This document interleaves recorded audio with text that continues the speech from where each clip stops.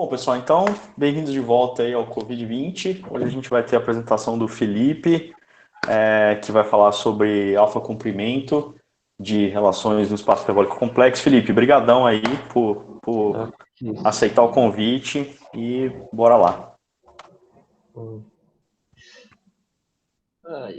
Vamos arrumar tudo aqui.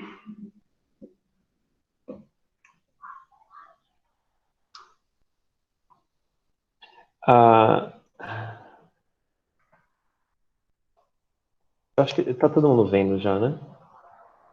Sim, cara, tá tranquilo. Tá. Eu tô chegando. Então, essa apresentação vai envolver o estudo de relações entre isometrias do plano complexo hiperbólico, né? E a gente quer decidir quando que uma isometria admite uma decomposição como produto de três elípticas especiais com parâmetros dados, que é dessa forma que está escrito aí. E também discutir um pouco de qual que seria o espaço de todas essas decomposições.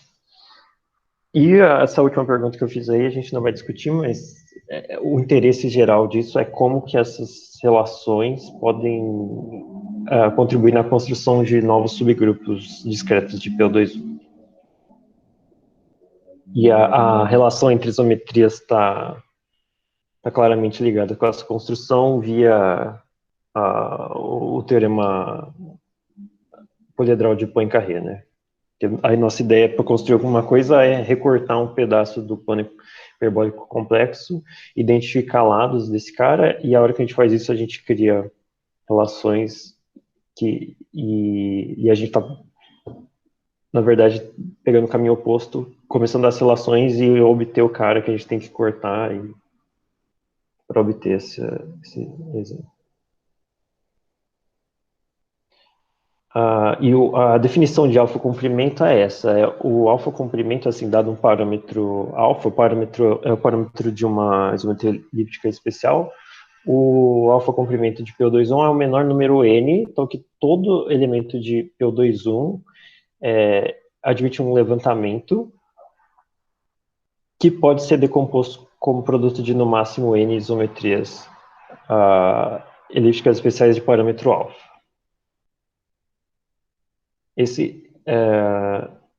Essa ideia foi, na verdade, uma generalização do comprimento de involução, que é a mesma coisa, só que para involuções. Quantas involuções eu preciso para construir todas as isometrias do meu espaço?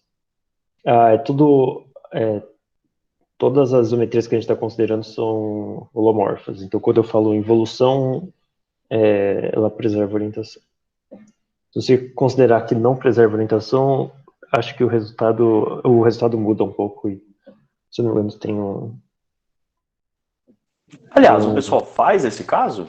Considera esse caso aqui o grupo de isometrias inteiro? Cara, eu acho que está feito em outro artigo. Eu acho que o resultado é que o comprimento é 2, se você considera...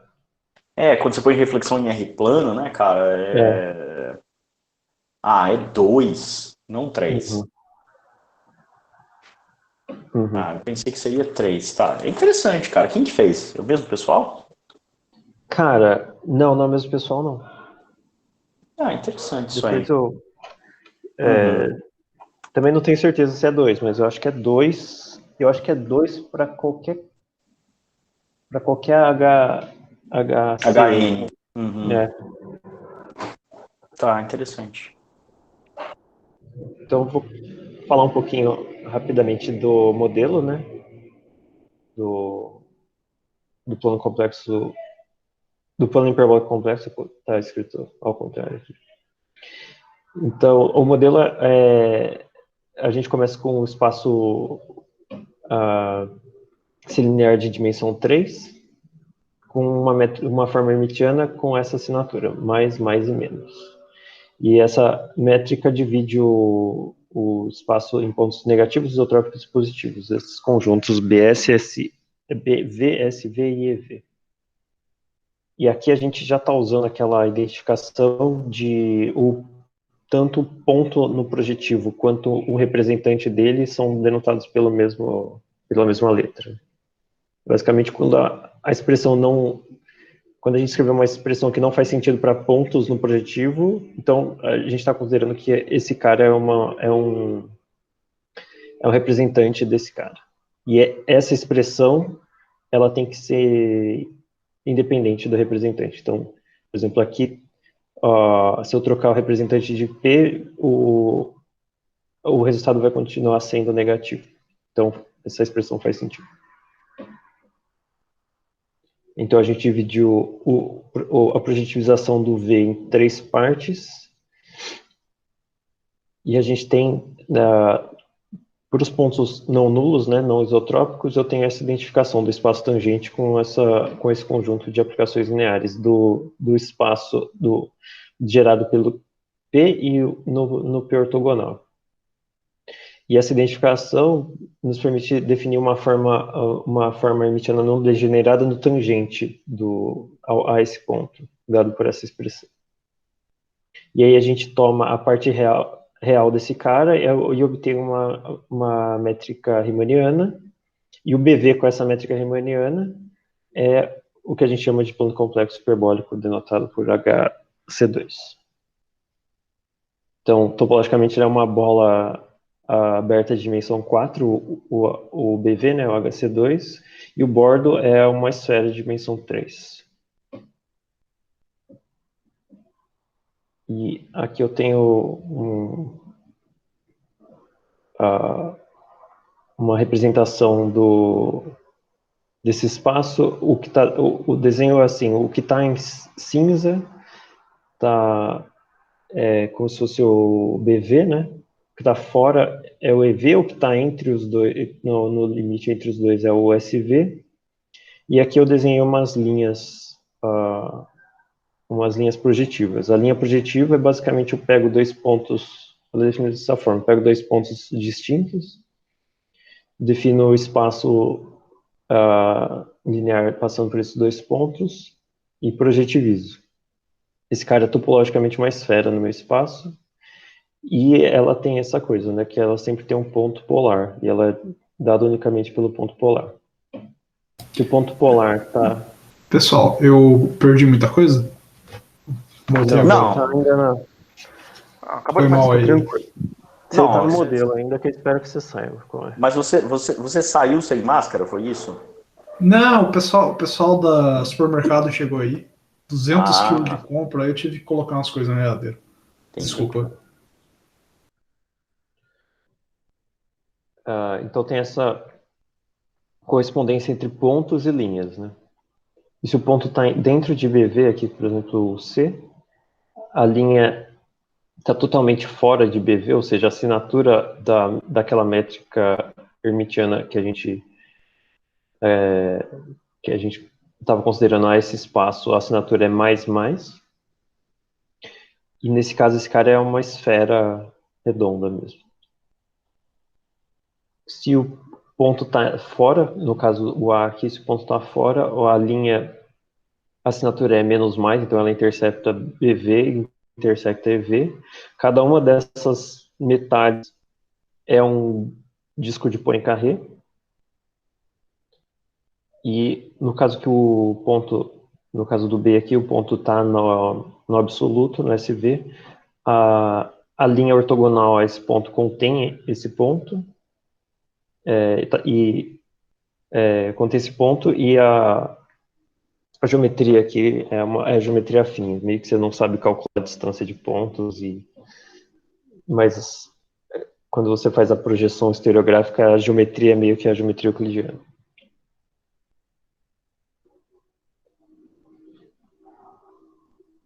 E aqui, a gente tem essa definição de distância, dados os pontos não isotrópicos, eu defino essa expressão. E essa expressão, para a gente, vai fazer o papel da distância generalizada. Assim, ela é generalizada porque eu posso calcular entre pontos de assinatura diferente. Mas se eu calculo entre pontos de assinatura igual, ela dá a distância ou por essa expressão, ou por essa expressão, dependendo da natureza da linha por esses 2 pontos.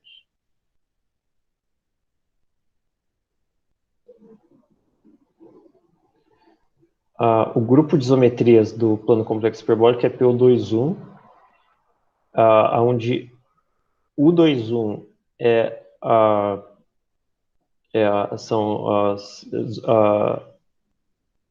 são as transformações lineares, né, V em V, que preservam a forma hermitiana do espaço. S eu peço que o determinante é igual a 1, e aí eu quociento pelo centralizador desse cara, né, que é dado por isso aqui, onde ômega é essa primeira raiz cúbica da unidade aqui. E eu classifico as isometrias dessa forma. Uma isometria é elíptica se ela fixa um ponto em BV, parabólica se ela fixa exatamente um ponto em SV, e hiperbólica se ela fixa 2 pontos em SV. Eu acho que eu vou desenhar essa parte aqui. Vai ficar muito...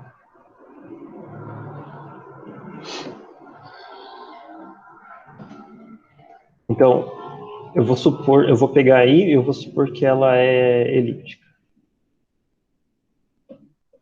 Então, se eu considero que esse cara aqui é o meu BV, essa isometria tem um ponto fixo aqui dentro. Como a gente viu naquele desenho anterior, eu tenho o polar do ponto C é uma linha esférica, assim. E o fato de C ser fixo por I implica que essa linha é estável por I. Essa linha aqui é estável. Então, nessa linha, o I também fixa 2 pontos ortogonais aqui. É uma isometria, a restrição dela aqui é uma isometria da esfera e ela tem esse eixo aqui.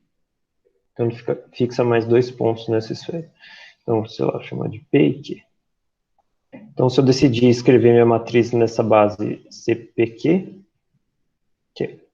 esses caras são autovetores, e esses caras têm autovalores lambda 1, lambda 2 e lambda 3. Todos eles com norma, todos eles em C, né? Com norma igual. Então, e além disso, o produto deles é 1. Então, se esses caras são 2 a 2 distintos, eu falo que a isometria é regular. Caso contrário, eu falo que ela é especial. A ação desse cara nessa linha, deixa eu mudar de cor aqui. Ele é basicamente ele tem 2 linhas estáveis aqui dentro.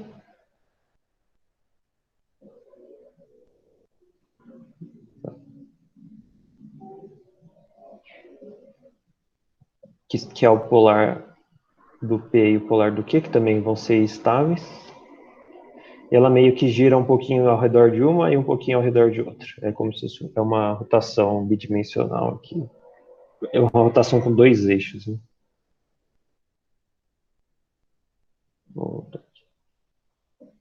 Então, tem a definição de regular, né? Todos os autovalores são 2 a 2 distintos, e a especial tem um desses que é repetido. E toda a isometria elíptica especial pode ser escrita dessa forma. Onde o P é um ponto não isotrópico e o alfa é um elemento de S1 que não é uma raiz cúbica da unidade. Lembrando que aqui o ômega, não sei se eu escrevi isso, o ômega é esse conjunto aqui, de 1 ômega ao quadrado, esse é o ômega. Então aqui está dizendo que o alfa é um complexo unitário que não é uma raiz cúbica da unidade. E o P, eu vou dizer que é o centro dessa isometria, e o alfa é o parâmetro.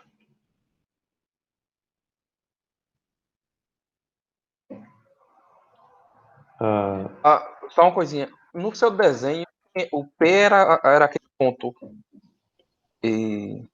Tá. Eu vou. Se você escreve, eu vou refazer aqui. Se você escreve essa isometria dessa forma, R alfa P,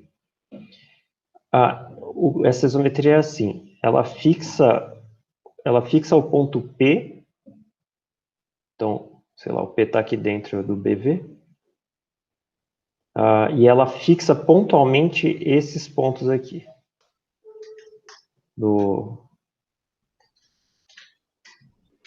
Então, essa isometria, se esse ponto é negativo, ela fixa pontualmente essa linha esférica fora do seu espaço, que é ortogonal a P, e fixa o ponto P. Então, se eu pegasse pontos aqui, sei lá, C e Q, quando eu escrever ele nessa base P, C e Q, a matriz seria alfa menos 2, alfa, e 0 no resto. Então, quando eu escrevo assim, basicamente o que eu estou dizendo é, o P é fixo, o P é fixo, só que o alto valor dele é alfa menos 2. E os pontos ortogonais a P são fixos, com alto valor alfa. Tá certo? Nesse caso, você vai ter duas geodésicas complexas passando por P, e você vai ter rotações nelas, né? De ângulo alfa, né? Você vai ter uma aqui, assim, ortogonal a C e ortogonal a Q, e a rotação em torno dessas linhas vão ser pelo mesmo ângulo. Ok. Tá certo? Que é o argumento de alfa ou menos alfa, né? Isso.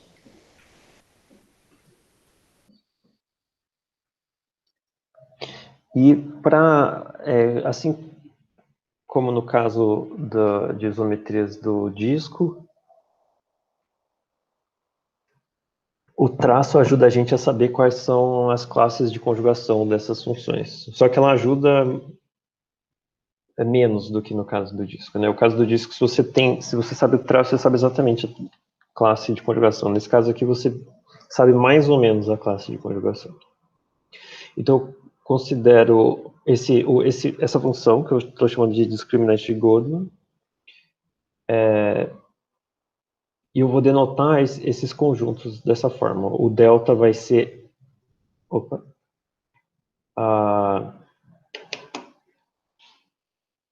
Quando eu considero essa f, o conjunto f de z igual a zero é exatamente esse deltoide que está desenhado aqui. A parte de dentro dele é a parte f de z menor que zero, e a parte de fora é a f de z maior que zero. E aí eu vou denotar essas coisas aqui. O delta é o interior do deltoide junto com o bordo. O interior eu denoto por delta círculo, e só o deltoide eu denoto por delta del delta, né?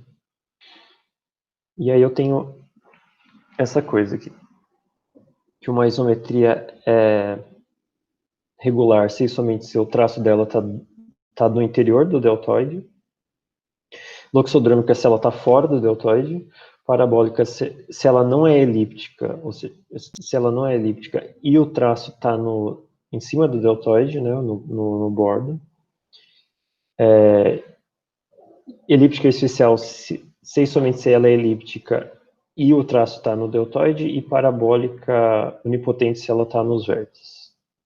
Então eu tenho aqui, nesse desenho, se o traço cai aqui fora, loxodrômica, aí o traço cai aqui dentro, no deltoide, não no vértice, ela pode ser ou parabólica ou elíptica especial.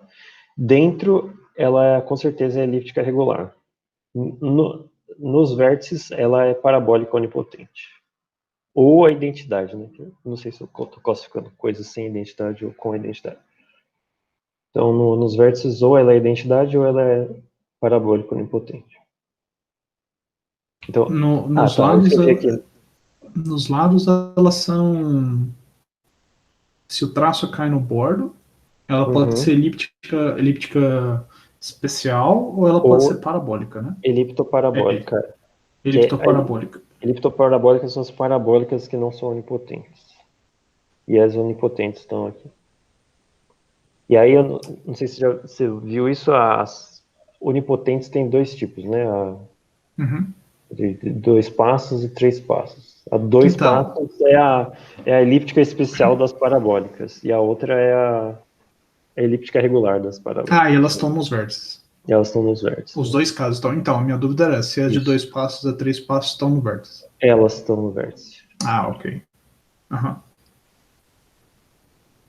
Então, uma primeira ideia para resolver aquela coisa que a gente queria, né, que é basicamente entender quando que uma isometria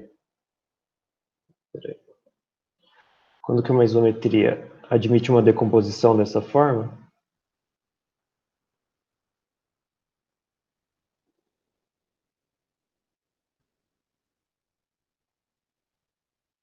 é a primeira coisa tomar o traço dos dois lados, né? Tomo o traço aqui, e vejo esse cara como uma equação nesses pontos, nessa tripla de pontos, P1, P2 e P3.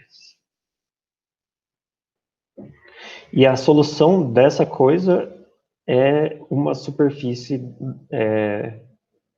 dessa forma. Né? Aqui, uma superfície dessa forma.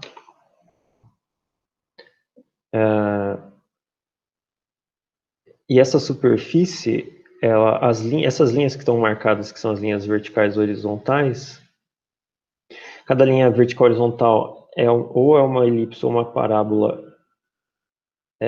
Como é? Não, ele pode ser ponto, elipse, reta, segmento de reta, parábola ou hipérbole.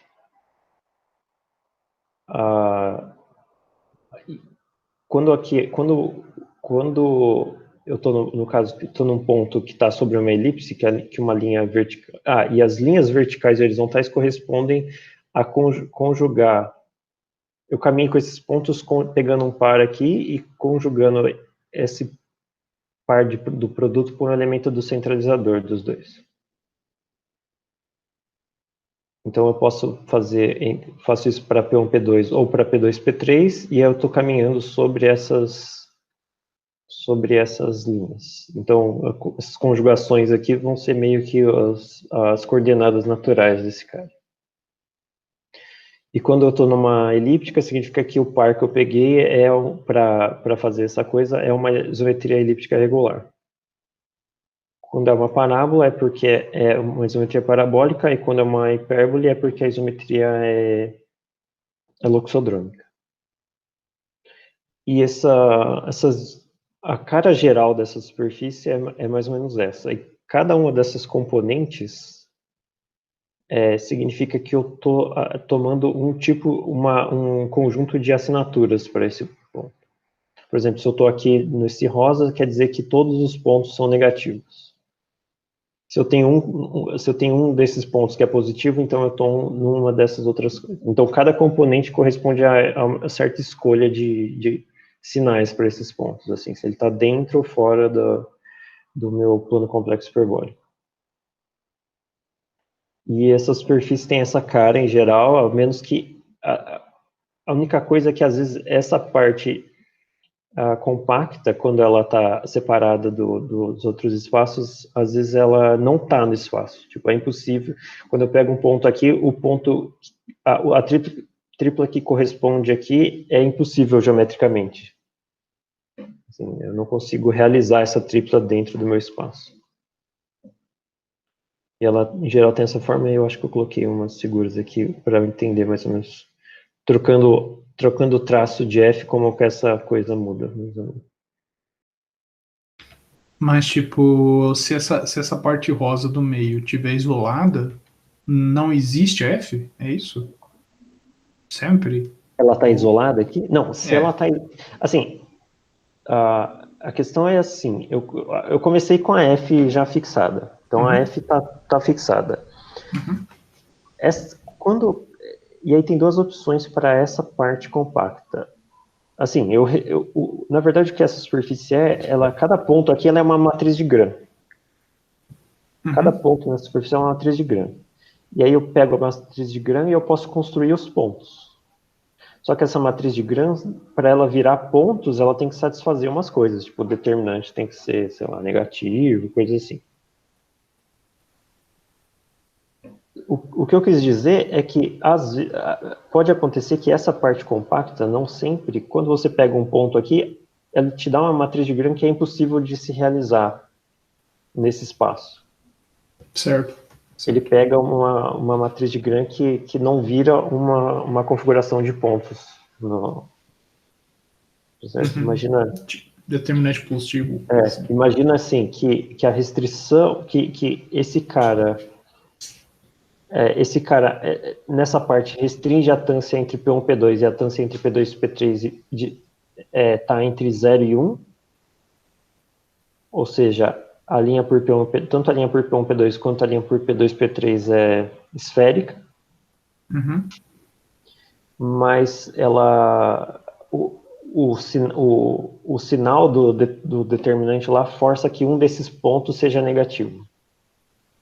Certo. Então, esse tipo de coisa pode acontecer.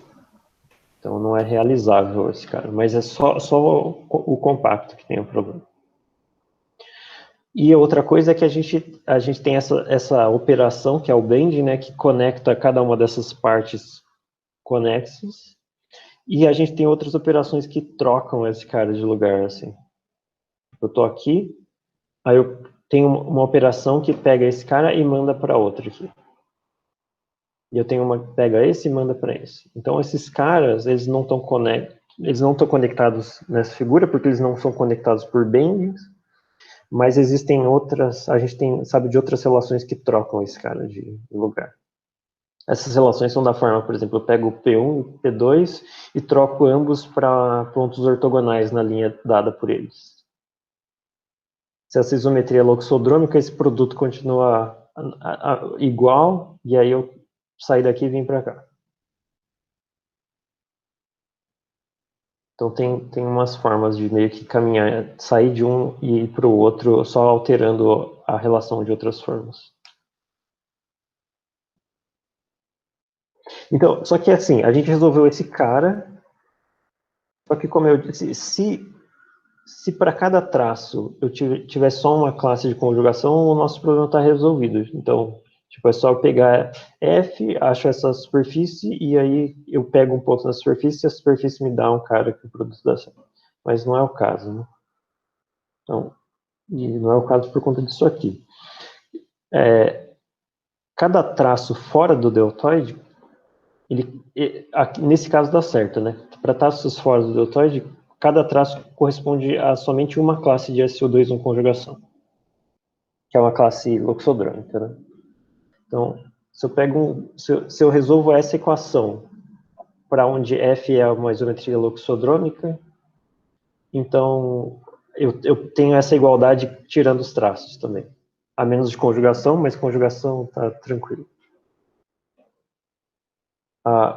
Mas para cada ponto dentro do deltoide, eu tenho 3 classes distintas de SO2 conjugação. 3 classes de isometria elíptica regular. Então, quando eu resolvo esse cara, se eu pego uma elíptica regular F, resolvo essa equação, eu não sei se esse cara tá, quando eu corto o traço, eu não sei se esse cara está na classe de F ou se ele está numa classe de outro cara que tem o mesmo traço de F. E a mesma coisa acontece para os traços no bordo do deltoide ou no vértice, sabe? Se eu resolvo essa equação para pontos que estão dentro do deltoide, inclusive o bordo, eu não sei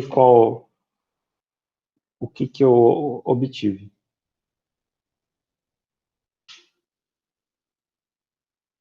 Então, eu vou para resolver de fato a equação,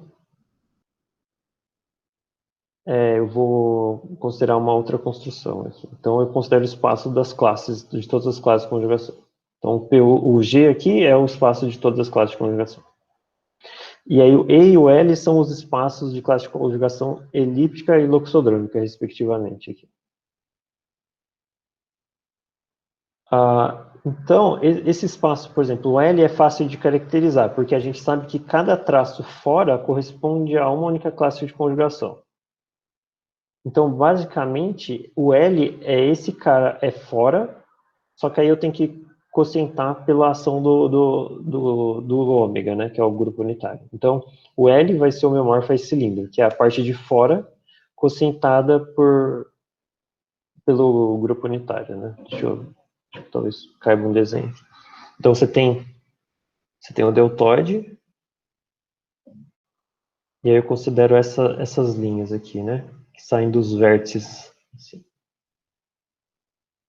Para cada traço aqui, eu tenho uma única classe de SU21 conjugação, mas quando eu multiplico olhando para a classe de PU21 conjugação, quando eu multiplicar esse cara por uma raiz cúbica da unidade, ele cair aqui, a classe de PU21 conjugação não muda.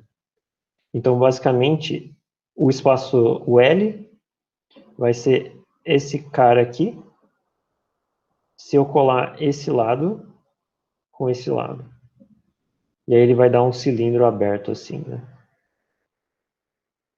Ele é aberto assim de um lado, limitado, e ele é infinito do outro.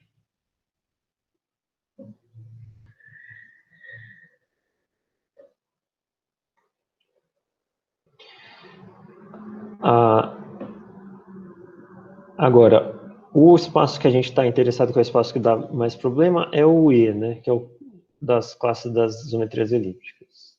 E esse espaço é dado por esse triângulo T que está desenhado aqui, que é ligando esses três, 0, 0, 2π, 0, 2π, cocientado por essa, quer dizer, eu colo esse lado com esse lado nesse sentido aqui.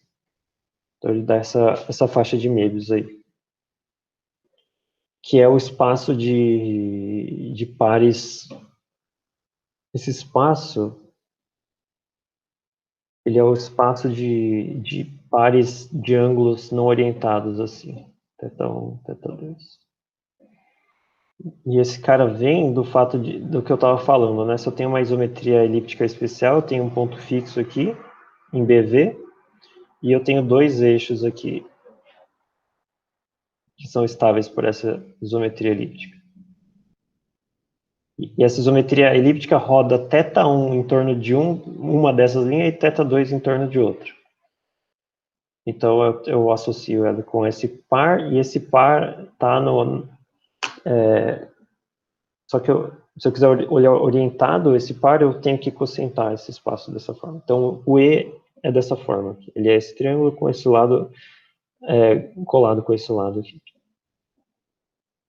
E o interior do T? Porque, tipo... Não, o T é tudo... interior... desculpa, o T não é o triângulo, o T é a região triangular. Desculpa, eu escrevi mal aqui. É essa região triangular aqui. Foi essa a pergunta? Não, é tipo assim, os pontos do interior correspondem a isometrias elípticas, certo?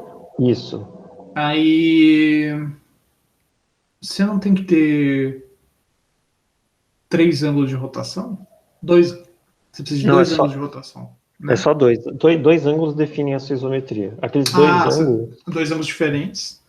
É. E ele determina o terceiro, né? Isso. O terceiro está limitado por esse. E, assim, outra forma de ver é que são só esses dois, é que você pega uma isometria... A isometria elíptica basicamente vai ter uma matriz dessa forma, assim, né? Lambda 1, lambda 2 e lambda 1 menos 1, lambda 2 menos 1. Então, ele é dado por dois ângulos só, né? Porque o terceiro está determinado. Só que eu associo esse cara com os ângulos que rodam. Então vai aparecer, tipo, θ1, nesse caso aqui, vai ser tipo o argumento do... Assim, eu acho que talvez seja interessante eu falar... Opa. Vai ser o argumento de lambda 1 ao quadrado, lambda assim, talvez seja interessante falar como que você, dado uma isometria elíptica, você diagonaliza ela. Como obter o par, né? Você diagonaliza ela, você escreve assim. Não assim. Eu vou escrever assim. E elevado a A1, I, elevado a 2I, e elevado a menos A1, mais A2, assim, de parênteses. I. Então, eu diagonalizei ela e escrevi os caras assim. Eu olho para qual que é o alto-valor do tipo negativo, ou seja, eu olho para o alto-valor do ponto negativo fixo, sei lá, vamos supor que é A1. Então, elevado a A1, I é o alto-valor de tipo negativo. Então, o par de ângulos desse cara vai ser dado por A2 menos A1, ou seja, é tipo, eu pego os outros e subtraio do negativo. E menos A1, menos 2A1, menos A2. Esse é o par de ângulos lá. E aí, para eu colocar em... E é o projeto em T esse cara, e eu obtenho naquela forma θ1, θ2, assim, bonitinho. Se você me permite uma observação, Uhum. eu acho que para mim fica mais claro se eu pensar que são três ângulos, θ1, θ2, θ3, tal que a Tá. soma é 2π. E então você tem a equação Uhum. θ1 mais θ2 menos θ3 igual a 2π. E quando você desenha Uhum. R3, vai ser a interseção de um hiperplano com a região onde as três retas são positivas, né? Na direção, Uhum. no setor positivo, né? E vai dar um Tá. triângulo. Ah, sim, sim. Uhum. Na fronteira é quando os ângulos são iguais, né? É. E aí na fronteira você tem essa distinção geométrica entre as fronteiras do E, né? Você tem essas que são coladas e elas cada ponto aqui corresponde à classe de uma isometria assim, dessa forma, uma elíptica especial com P positivo, certo? Porque eu tenho um ângulo é zero, né? Tipo, em um eixo, ou eu não tô rodando nada, ou eu tô rodando inteiro, né? Então, esse cara é a classe de uma isometria elíptica com eixo, com centro positivo, e cada ponto no vértice corresponde a uma classe com Q em EV, com Q em BV. Uhum. Então, tem essa distinção já entre esses dois lados. Falo dois lados porque eles estão colados, né? Do triângulo que define o E. Croácia, você tá aí? Eu queria fazer uma brisa. Não, é porque, tipo assim, me parece que o mesmo espaço classificador dos tetraedros do Omar, assim. É um tri... Tem isso também, né? Que é meio que espaço de triângulo, né? É. Uhum. Mas é estranho ter, tipo, parece que tudo é classificado por triângulos É. nessa ciência, assim. É uma coisa estranha. É É. um, não, E, maravilha. só que eu não vou olhar para o E dessa forma aqui. Então eu escrevi isso, mas eu não vou olhar dessa forma, porque essa forma não é muito conveniente. Eu vou olhar, já explico o que eu quero dizer com isso. Não, eu acho que é melhor explicar já o que eu quero dizer com isso. É que assim, o meu espaço G,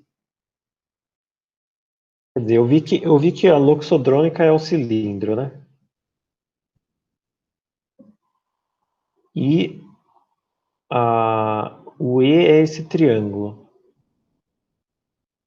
E eu não considerei as das parabólicas ainda, né? Então eu tenho o E aqui.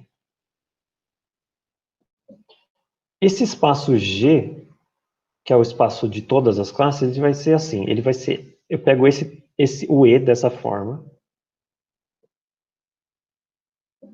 e eu pego uma cópia desse lado num diagonal, assim. Pego uma cópia desse cara, assim. Imagina que eu copiei ele, assim. Eu copiei, imagina que isso aqui está exatamente em cima desse outro aqui. Sei lá, esse é um desenho meio espacial, assim.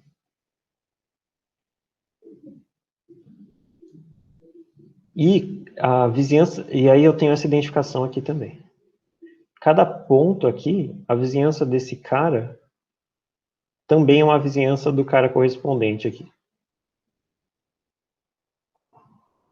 E esse Mas espaço essa aqui, região de cima aí, quem?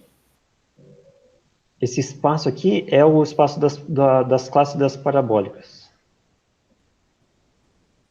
Então eu começo das elípticas, copio esse lado aqui, faço uma cópia desse lado, uma cópia disjunta, só que a topologia é assim, tipo, uma vizinhança desse cara é a mesma vizinhança do cara correspondente lá, só que sem o cara. Mas eles não são conectados. São duas cópias disjuntas mesmo. São duas cópias disjuntas, é. Então E esse espaço não é dá para real. deformar uma parabólica numa elíptica? Não, eu consigo, então, essa vizinhança que eu peguei aqui, essa parte está intersectando essa parte da elíptica, né? Ah, o interior. Ah, é só o bordo que é descolado, né? É Você está só o colando o bordo. interior dos triângulos, né? Então, eu peguei uma cópia e eu defini que toda a vizinhança desse cara é uma vizinhança desse cara. Então, quando eu desenho essa vizinhança aqui, essa parte é essa parte que eu peguei aqui de dentro do E, e essa parte de fora é alguma calotinha aqui no cilindro. Basicamente, o que isso quer dizer é o seguinte: se eu estou feliz da vida aqui, andando aqui, e bato nesse ponto aqui, na verdade eu não sei se eu bati nele ou se eu bati no outro. E aí eu saio. Entendeu? Qualquer curva que eu desenhe aqui, que está dentro e fora, esse ponto aqui eu não sei se é o ponto de E ou se é um ponto aqui das classes das parabólicas correspondente a ele. Então esses pontos são meio que indistinguíveis, num certo aspecto, nesse espaço. Só que a coisa é a seguinte: se eu pego uma curva e saio pela diagonal desse triângulo, aqui com certeza eu bati numa elíptica especial lá, uma classe do R alfa. Então, esses lados realmente têm significados geométricos, assim. Se eu saio por aqui, eu não sei por onde eu saí, mas se eu saio por aqui, eu sei exatamente por onde eu saí. Mas para tratar esse cara, na verdade, eu vou fazer assim: esse cara inteiro, eu vou basicamente considerar o E.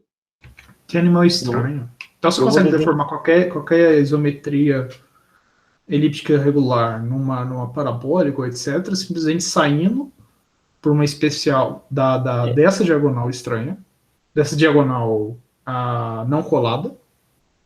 Não colado aqui. Essa diagonal ela é feita de especiais.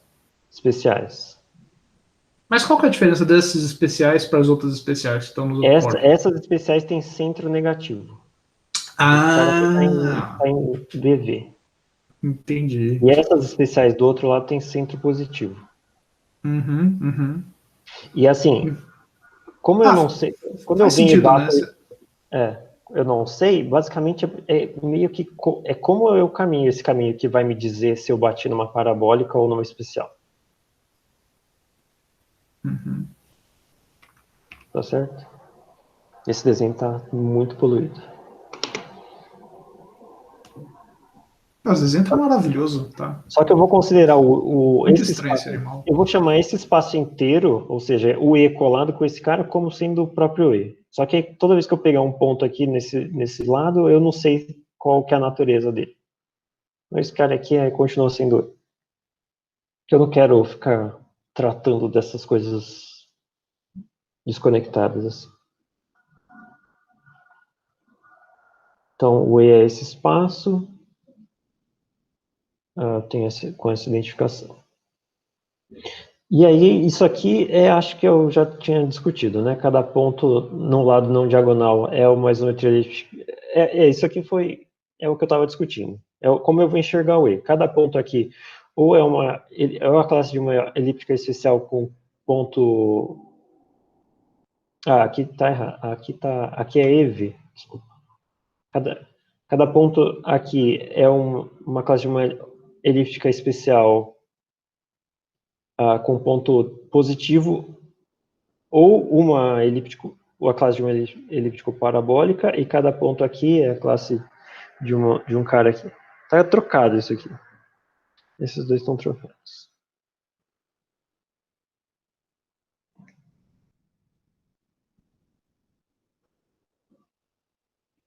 E cada vértice desse cara também vai corresponder a 3 classes. Vai ser a identidade e as duas onipotentes. Então, no vértice, esse desenho fica mais estranho ainda, né? Porque se eu vier e bato aqui, eu não sei... Eu tenho 3 opções possíveis. Posso estar na identidade ou em uma das elípticas especiais. Sim, o desenho, na real, é isso aqui, né? Eu faço o triângulo que é o E, que eu começo. Aí eu pego esse cara aberto assim, que é a cópia do outro. Assim. E eu considero mais 2 caras aqui e eu colo nos vértices aqui. Coisa muito estranha esse espaço.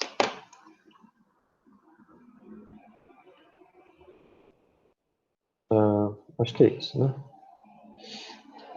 E aí eu vou introduzir essa função traço alternativo, que você pega, é uma função de T em C, então você pega um par de ângulos. Quando eu escrevo assim, eu já sei que o θ1 é maior ou igual ao θ2. Calculo essa matriz E desse par de ângulos e depois eu calculo o traço desse cara. E essa função é uma objeção sobre o deltoide. E aqui está um desenho de como ele leva o bordo do triângulo T no deltoide. Ele meio que altera a orientação aqui. Então, como eu tenho essa objeção, assim, essa função é de T em C. E ela não... Essa função, ela não... Deixa eu voltar para a luz aqui. Então, eu tenho meio que essa coisa, né? Tenho T, aí se eu identifico lados, eu obtenho E, e eu defini uma função aqui em C, que é o traço negrito aí. Para ela definir uma função, bem definir uma função aqui, eu teria que ter que esse traço negrito de um cara dessa forma fosse igual ao traço de um cara dessa forma aqui. Ou seja, que ela está pegando ela pega um cara desse lado e ela manda no mesmo lugar que o correspondente aqui. Mas ela não faz isso. Se eu fizer a conta, isso aqui dá sempre diferente. Então ela não define bem uma função aqui. Aqui não existe. Mas ela define bem uma função se eu pegar aqui regulares. Né? Esse classe aqui, classe de regulares,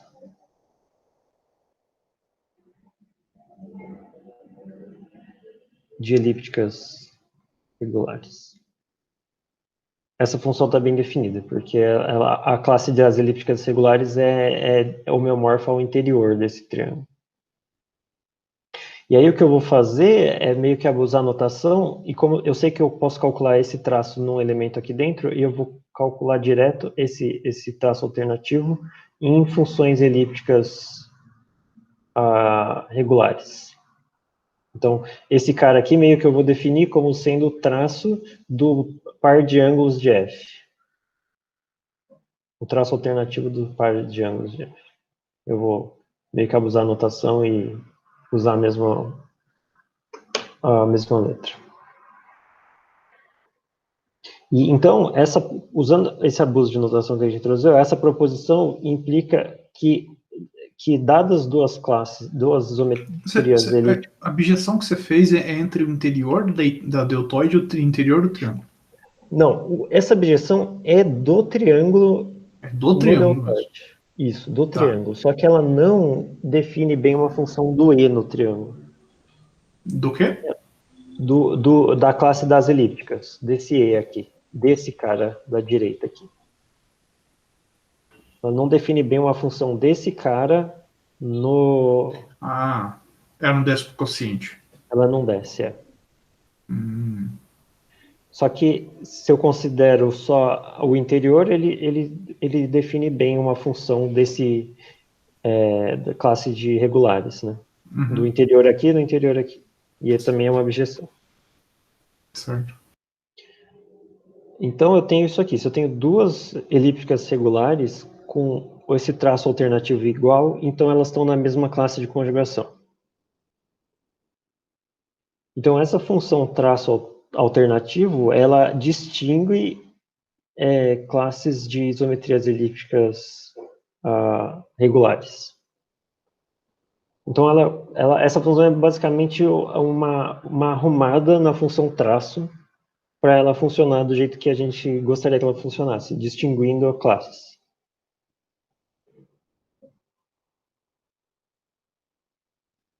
E aí outra ferramenta que a gente... Mas com isso o teorema do Goldman funciona?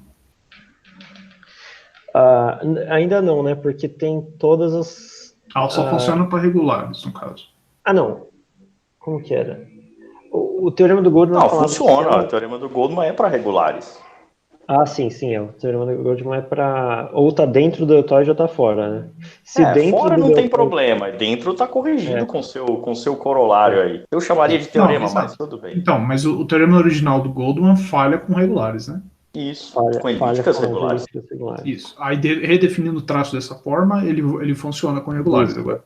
Ele funciona tanto com regulares quanto com loxodrômicas. O cara corrige o teorema do Goldman, publicado no livro da área principal, e chama de corolário, viu? Assim, respeitável o negócio. Eu acho que esse teorema deveria se chamar teorema falso de Goldman. Claro, sem nenhuma dúvida, Muito bom. E a outra, então, aí... Ou talvez seguindo a modernidade, desculpa, Felipe, podia chamar Goldman Fake News.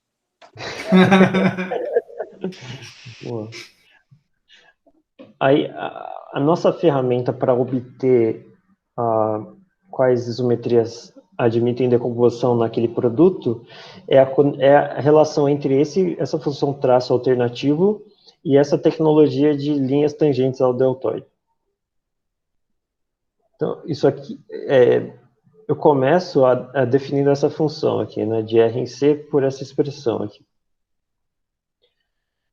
Essa expressão quer dizer, só para dizer de onde saiu isso, é que se eu pego pontos P1, P2 e a tância de P1, P2 é igual a T, então o traço de R alfa 2, P2, R alfa 1, P1 é aquela função tal de alfa 1, alfa 2 no ponto T. Então, é daí que veio essa definição aqui. Basicamente, esse lado direito é o traço de um produto daquele onde a tância dos centros é T. E a gente tem que essa linha, né? Isso aqui parametriza uma reta, obviamente, né? Porque é tipo um número complexo mais um número complexo vezes T. E essa linha é tangente ao deltoide nesse ponto tal de 1, né? Tal alfa 2 de 1. Que aqui está marcado pelo o valor de fato desse número. E essa reta só depende do produto desses dois ângulos. Se eu pegar qualquer outros ângulos com o mesmo produto, ele vai definir a mesma reta. Então, essa reta eu vou denotar por L de alfa, onde alfa é esse produto. E a primeira coisa que eu tenho é que se eu pegar uma isometria com o traço nessa linha, se eu pego um elemento de SO21 e o traço está nessa linha, então esse alfa é um alto valor de F. Esse traço é o teu ou do Goldman? Não, esse é o traço do Goldman. Ok. O meu traço, cara, eu tenho que trocar de nome, mas o meu traço é negrito sem serifa, assim. Ah, ok. Eu acho que eu vou trocar de letra, porque eu tô achando confuso. Mas só para. Como eu não consegui criar um novo, então vai ficar no ruim mesmo, por enquanto. Eu acho que eu ia chamar de traço elíptico. Eu tinha trocar esse traço para traço elíptico e botar um ETR aqui. Essa acho que é a ideia que eu vou ficar no final. Tem que dar um nome mais obsceno. Minha criatividade não está muito boa. Então, esse cara aqui, basicamente, essa proposição de que toda isometria com traço aqui tem um alto valor alfa, ela implica que qualquer duas dessas linhas intersectam dentro do deltoide. E é um jeito de você descobrir os autovalores é tipo uma outra demonstração para aquele negócio, né? Que dado o traço eu sei os autovalores. Porque dado o traço, dado um ponto dentro do deltoide, eu pego todas as linhas que são tangentes ao deltoide passando por esse ponto, e esses coeficientes dessas linhas vão dar o autovalor. Os autovalores dessa F. Eu coloquei essa definição meio perdida aqui para dar, porque eu quero colocar essa definição de alfa 1, alfa n decomposição. E isso aqui é assim, né? Eu pego esses parâmetros e eu vou dizer que uma isometria em PO2 não admite uma alfa 1, alfa n decomposição se essa isometria tem um levantamento para SO2,1 que admite uma decomposição dessa forma. E aí, quando todos esses ângulos são o mesmo ângulo alfa, O ômega são as 3 raízes da unidade. Ômega que são sempre as 3 raízes da unidade, E aí, quando todos os ângulos são iguais, eu escrevo isso aqui. Que é um alfa com um índice n em cima. E o espaço de todas as elípticas que admitem uma alfa 1, alfa n decomposição, eu denoto assim. Esse E sem serifa, alfa 1, alfa n. Então, basicamente, o nosso problema agora é encontrar o espaço E alfa 1, alfa 2, alfa 3. Não, na verdade, assim, esse eu vou reduzir o problema a esse, porque o problema são as elípticas, né? Porque, assim, as loxodrômicas e as parabólicas não vão ser um problema para a gente. Mas a ideia, no final, vai ser achar a E de... Na verdade, como eu estou fazendo para parâmetros iguais, vai ser achar de E de alfa 3 nessa notação aqui.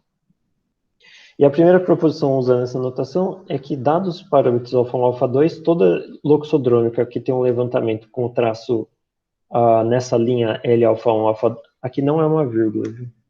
É um typo aí. Aqui é o produto de alfa 1, alfa 2. Toda a isometria loxodrômica cujo traço cai em L alfa 1, alfa 2 admite uma alfa 1, alfa 2 decomposição.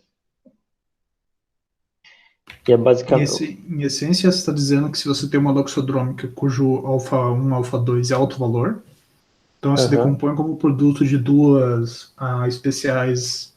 Isso. Com alfa 1, esses alfa 2. parâmetros. Isso. Tá. Uhum. E assim, né, quando você tem a loxodrômica só tem um alto valor que é unitário, né? Então você pega o unitário e você sabe qual é a linha imediatamente que ela está. Não, o que você falou dos loxodrômicos? Eu não entendi. A isometria loxodrômica só tem um alto valor que é unitário. Sim, claro. Então, Você pega a linha complexa ligando os dois pontos e pega o polar, né? Isso. Os dois pontos do absoluto, né? Uhum. Isso. E assim, porque no caso loxodrômico, os autovalores dos isotrópicos com certeza não tem norma 1. Então, é isso. Então, a ideia é assim, a ideia por esses teoremas é que se eu, agora eu estou interessado nessa, eu dei um passo para trás e eu estou interessado nessa decomposição aqui, para dados parâmetros alfa1, alfa2.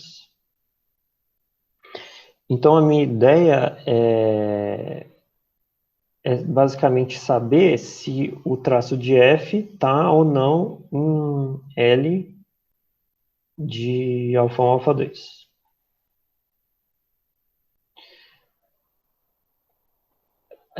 Na verdade, essa é uma das coisas que eu quero saber. Aí, olhando nessa linha, porque assim, se eu sei que o traço está aqui, eu não concluo que a isometria pode ser escrita, né? Porque por conta da multiplicidade de classes com o mesmo traço.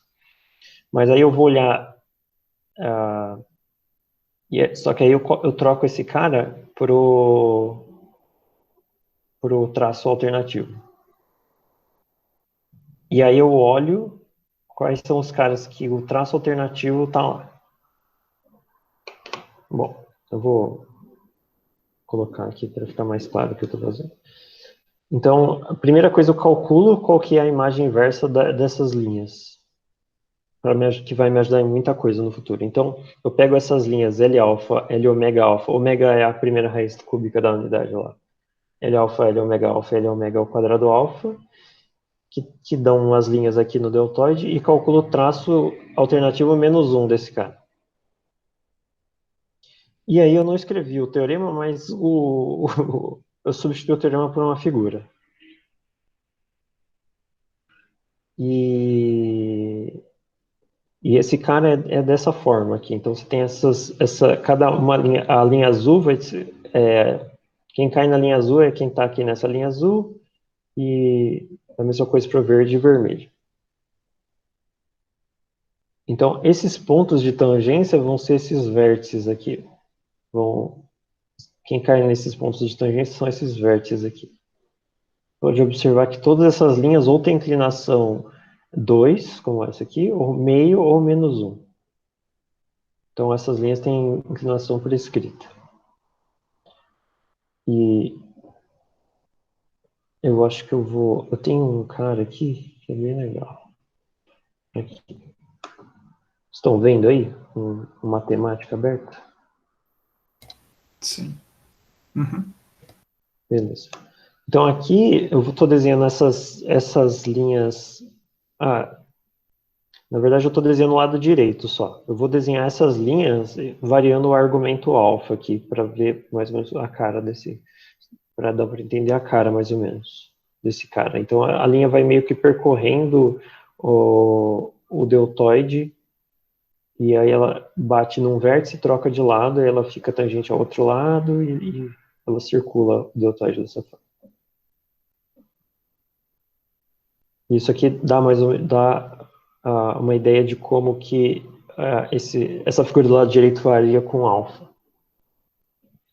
Agora, a imagem desse cara,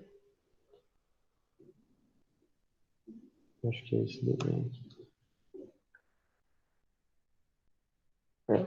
E aí a imagem inversa desse cara vai variar dessa forma.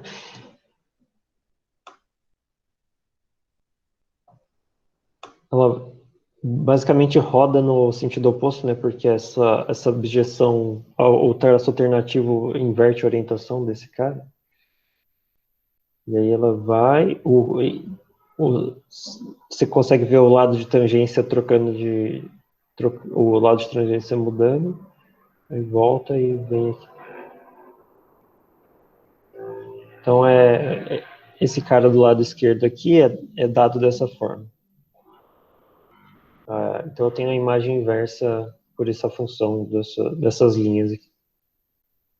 E a primeira proposição que eu tenho é que, dados os parâmetros, eu obtenho o E alfa1, alfa2, olhando para o subconjunto do L alfa1, alfa2, então eu pego esse cara, troco o alfa1, alfa2 aqui troco alfa por alfa1, alfa2, então eu pego essas três linhas, que elas estão desenhadas aqui, continuação em cinza, e vejo quem dessas linhas eu consigo decompor. eu obtenho esse espaço. Então, o espaço E1, α2 é esse da esquerda aqui. E as cores estão indicando, assim, o azul quer dizer que essa classe admite uma decomposição com o produto com centros negativos. E aí o azul são os dois negativos, centros negativos, o verde é os dois positivos, o laranja é um negativo, outro positivo, e o rosa é um e aí troca, né? Um é menos mais e mais menos. E outra coisa nesse desenho é que os vértices estão marcados diferente. Os vértices que estão cheios correspondem a isometrias elípticas. Então, por exemplo, essa isometria aqui é uma elíptica especial. E os vértices furados correspondem a eliptoparabólicas. Então, por exemplo, aqui o azul começou numa elíptica especial e foi até uma parabólica. E aí eu acho que eu tenho também um desenho de como isso varia com... Eu não escrevi porque é muito feio, é tipo esse código inteiro dentro do teorema. Então, variando A e B, que é como se fosse o α1, α2, né? Eu vou alterando essa figura, meio lagando aqui.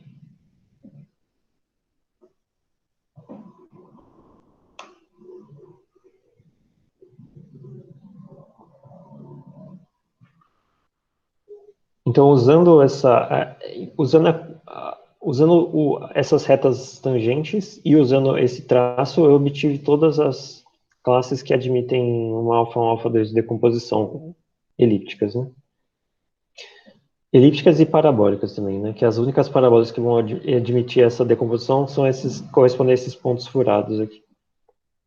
E você pode, a gente pode notar que essa parabólica rosa é a mesma parabólica dessa laranja aqui, né? Considerando essa identificação aqui.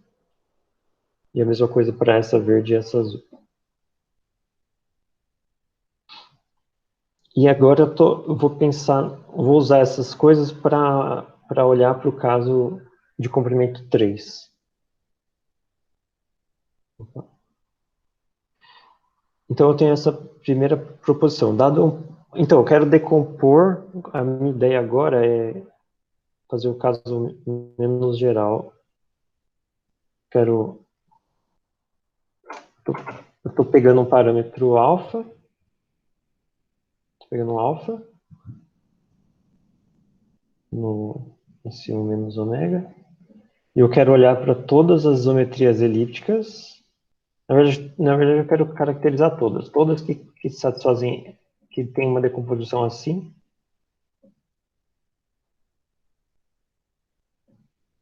Para esse alfa fixado. E a primeira coisa é que toda a isometria parabólica regular ou loxodrômica admite uma decomposição dessa forma. A forma que eu faço, o jeito de fazer isso é provar que aquela superfície que eu construí aqui, né, que a gente obteve aqui, resolvendo esse cara, tem solução para se F for loxodrômica ou parabólica. Então, se eu resolvo esse cara, por exemplo, se F é loxodrômica e esse espaço não é vazio, eu obtenho uma decomposição dessa forma. E como para cada loxodrômica, cada traço define uma única classe de conjugação, o meu problema é resolvido. A mesma coisa se eu colocar F como sendo eliptoparabólica, com um detalhe um pouco diferente, porque o que acontece com a eliptoparabólica é que assim, o traço é o mesmo que a elíptica especial, mas tem um outro teorema que fala que toda vez que eu pego um cara nesse espaço, a isometria é regular, num certo sentido. Então, ela não pode ser elíptica especial. Ela tem que ser eliptoparabólica, quando esse cara é o traço de uma eliptoparabólica. Então, toda parabólica regular, que quer dizer que ela não é onipotente, ou loxodrômica admite uma decomposição dessa forma. E a outra proposição é que esse espaço de... Então, assim, a gente resolveu para a parabólica loxodrômica, falta resolver para as elípticas. E essa proposição fala que esse espaço que admitem das elípticas que admitem essa decomposição, ela é formado por câmeras fechadas limitadas por esse conjunto. Aqui tem uma união que faltou aqui. E cada uma dessas câmeras é cheia ou vazia. Todas as câmeras que intersectam o bordo, contém um aberto do bordo do lado não diagonal aqui, né? Ou desse lado, elas são cheias. E a câmera que contém o centroide também é cheia. Então, por exemplo, o que eu tenho que fazer, né? Eu quero saber quem que é E, esse espaço, E alfa 3. Então, eu pego e construo esse conjunto em T, e eu olho o conjunto que ele define em E. Então, por exemplo, aqui eu peguei e essa imagem inversa dá essas retas, azul, verde e vermelho. E aí esse cara dividiu em câmaras o E. Certo? E as câmeras estão desenhadas aí. Eu sei que todas as câmeras aqui do lado, por essa segunda parte, são cheias. Essa cheia, cheia, cheia, cheia, cheia. E a câmera que contém um centroide é cheia também. A gente, para saber qual que é então, esse conjunto, a gente tem que ver, para esse caso que está desenhado, se essas duas câmeras que são esses triângulos aqui são cheias ou não. Mas tem um teste se ela for cheia, então cada isometria elíptica especial nessa diagonal aqui, nesse pedaço da diagonal, também pode ser escrito como decomposição. Então o teste é ver se eu pego uma classe de especial em cada um desses segmentos e ver se ele pode ser decomposto ou não no produto de 3 dessa forma. E se ele puder, então essa câmera é cheia ou não. E usando esse procedimento, eu obtive esse conjunto E alfa 3 para vários alfas diferentes, com um espaçamento de, assim, vou somando no argumento π sobre 27. Então esse aqui é o E π sobre 27, que foi o primeiro, aí o próximo é o E 2π sobre 27 e assim vai. Então, e eu obtive essa sequência aqui. Então, no primeiro caso, todos são, ou então, se a câmera tiver cinza, ela é cheia. Se ela estiver branca, é vazia. Então, no primeiro caso, todas são cheias, e aí eu vou aumentando e vou obtendo outros casos. Então, aqui eu vou fazer a sequência total e depois eu volto e mudo.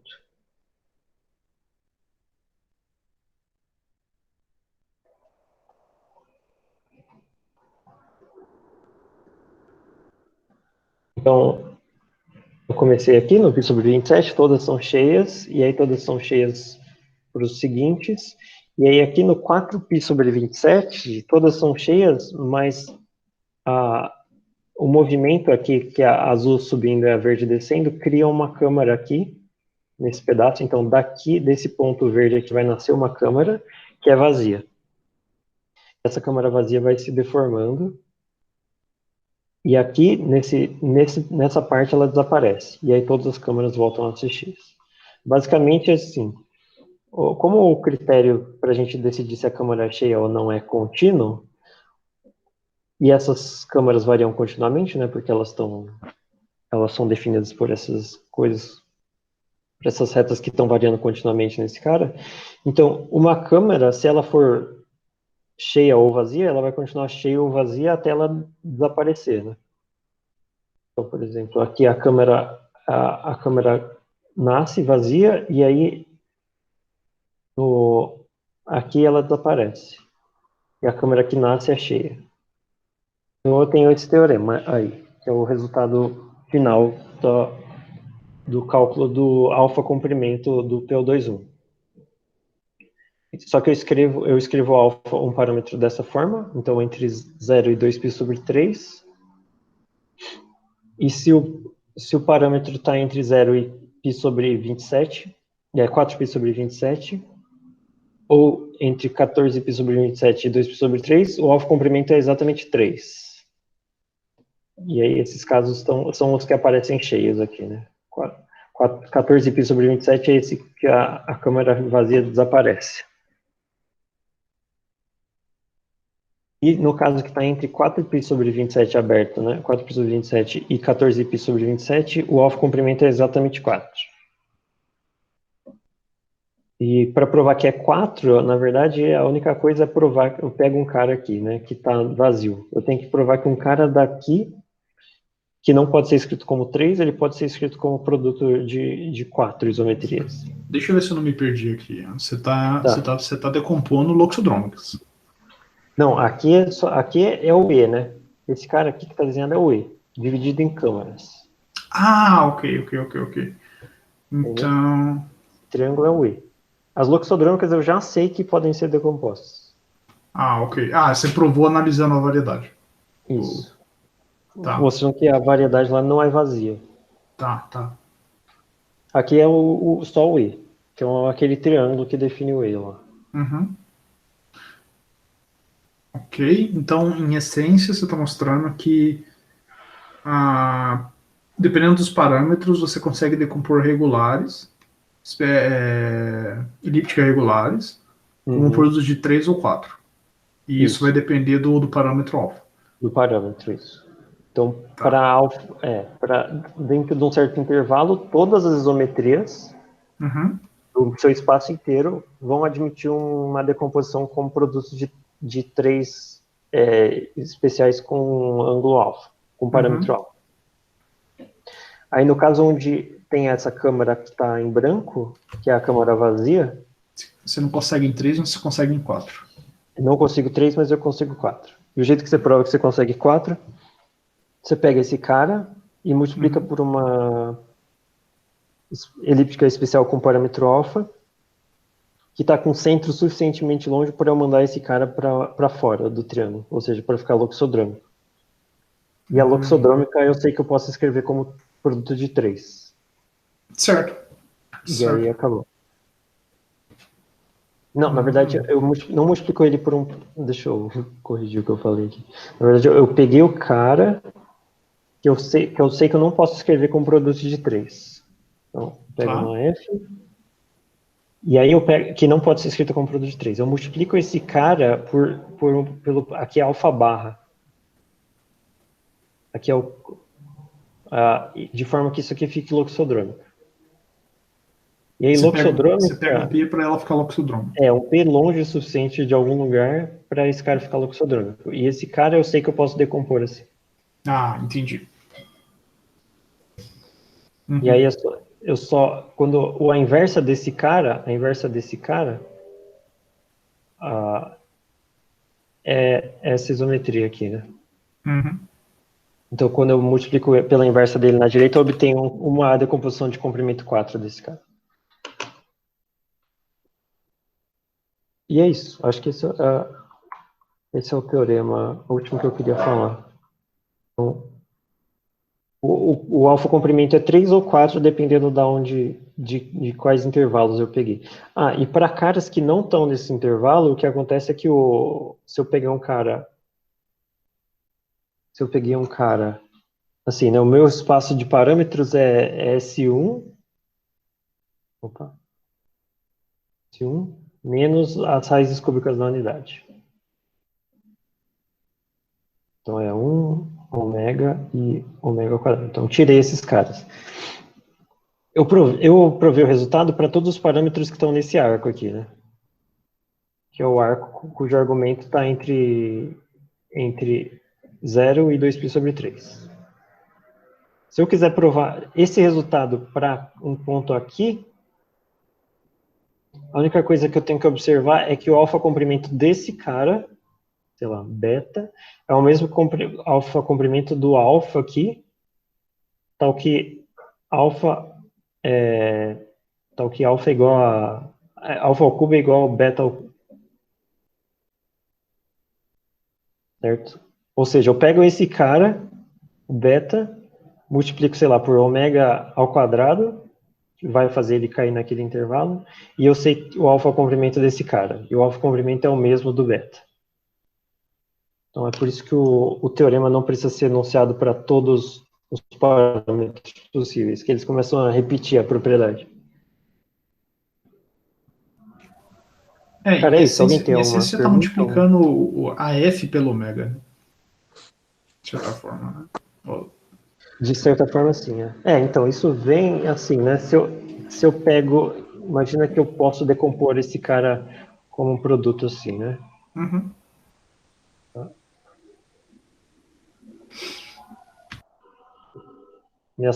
Minha prática com esse treco não tá muito boa. Então, se eu multiplico esse cara por... Então, se eu troco esse cara, sei lá, multiplico ele por ômega. Então, o que acontece é, eu tenho isso aqui, né? Que R é ômega alfa de P é igual ômega R alfa de P. Então, sai 3 ômega aqui. Dá um. E esse cara é exatamente a mesma coisa que o produto sem ômega. Certo. Mas assim, mesmo se ele saísse, por exemplo, se eu troco um desses caras só, se eu multipliquei por ômega só aqui, aí esse ômega sai e em PU21 não enxerga essa mudança. Sim. Tipo, PU21, esse cara aqui não é nada. Então, e como eu estou olhando para a decomposição de PU21, não faz diferença.